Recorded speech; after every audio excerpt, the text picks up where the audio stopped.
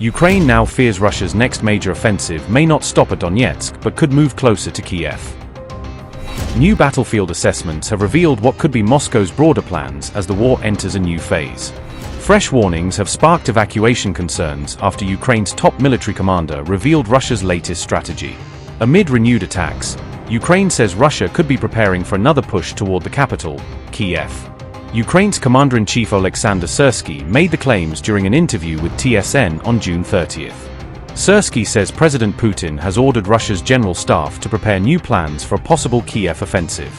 According to Syrskyi, the most likely scenario is a Russian strike from Bryansk into Ukraine's Chernihiv region. He says the objective would be to widen the front line and force Ukraine to divert troops from other sectors. Syrskyi added that an attack through Belarus is still being assessed but is considered a less likely option for now.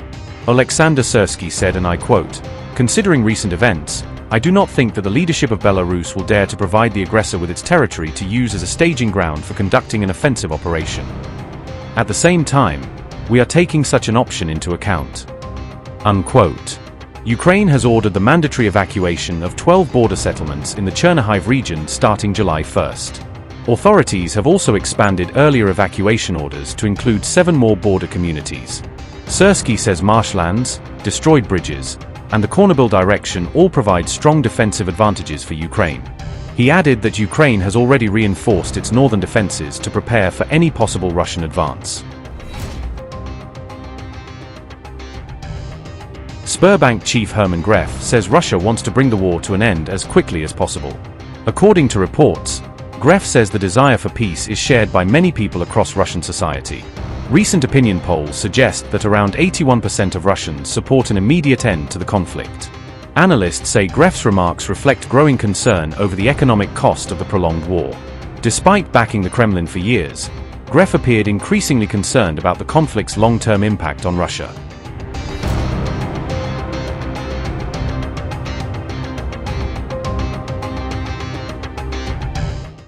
Russia's defense ministry claimed major battlefield gains on June 30th from operations carried out the previous day.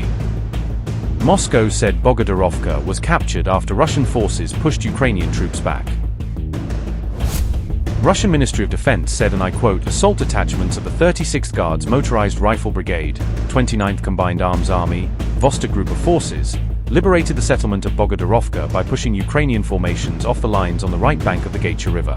In the course of the liberation of the settlement, the enemy lost more than a platoon of manpower, 3 armored fighting vehicles, 7 motor vehicles, over 60 Baba Yaga-type hexacopters. The liberation of Bogodarovka made it possible for the group's units to gain a foothold on the right bank of the Gaicha River and disrupt defense of the armed forces of Ukraine in this area. The occupied line creates conditions for further action in the area of Alexandrovka and the advancement of the Vostok Group's troops in Dnipropetrovsk region." Unquote. Russia also released footage it said showed an attack on Ukrainian UAV command posts. A huge shockwave was reported after Russia said it dropped 5 aerial bombs in Donetsk. Russian Geran drones were also said to have destroyed an enemy electronic warfare command post. The reported high-precision drone strike was said to have taken place in Nikopol in the Dnipropetrovsk region. Russia's defense ministry also claimed strikes using 5 OFAB 250-270 aerial bombs in Kharkiv.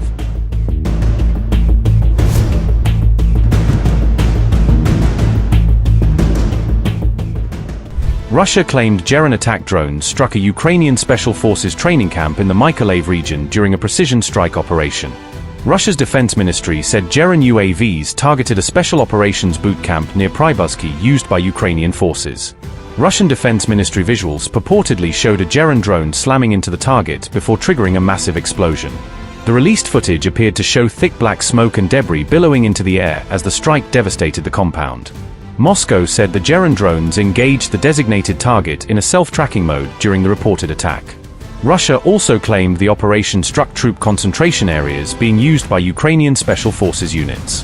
The Defense Ministry said the reported strike destroyed depots storing special-purpose watercraft and high-speed motorboats. Russian officials further claimed Ukrainian uncrewed surface vessels were among the military assets targeted during the operation. The Ukrainian military is facing fresh uncertainty, adding to the challenges confronting the country's armed forces as the war continues.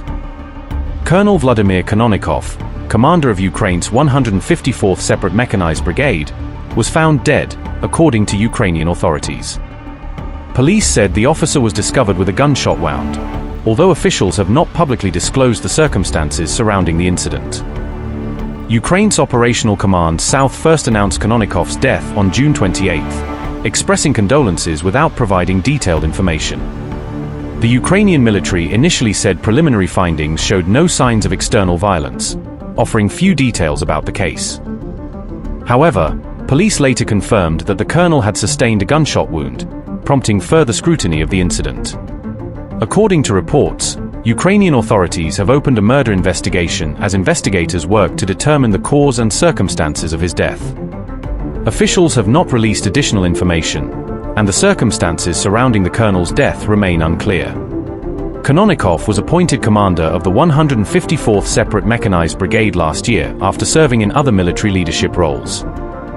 The brigade, established in September 2023, has participated in combat operations in the Kyiv region and the Donbass during the ongoing war. According to reports, the unit has also been involved in operations around the strategically important areas of Pokrovsk and Kupiansk.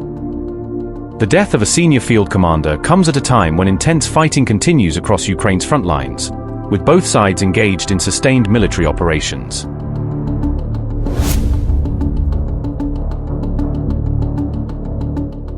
Russia carried out another overnight barrage of ballistic missile attacks targeting Kyiv on June 28, marking the latest in a series of long-range strikes against the Ukrainian capital.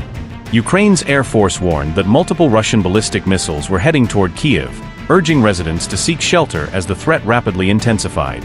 Air raid sirens sounded across central and eastern regions of Ukraine, as authorities issued widespread alerts warning civilians of the incoming missile attack. Officials in Kyiv said the city's air defense systems were immediately activated, with crews working to intercept and destroy the incoming missiles. Loud explosions echoed across the Ukrainian capital shortly before 2 a.m., as air defense intercepts and missile impacts were reported in different parts of the city.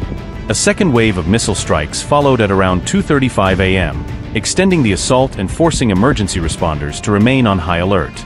The overnight attack triggered fires near a residential building, a service station, and a non-residential facility, prompting firefighters and rescue teams to respond.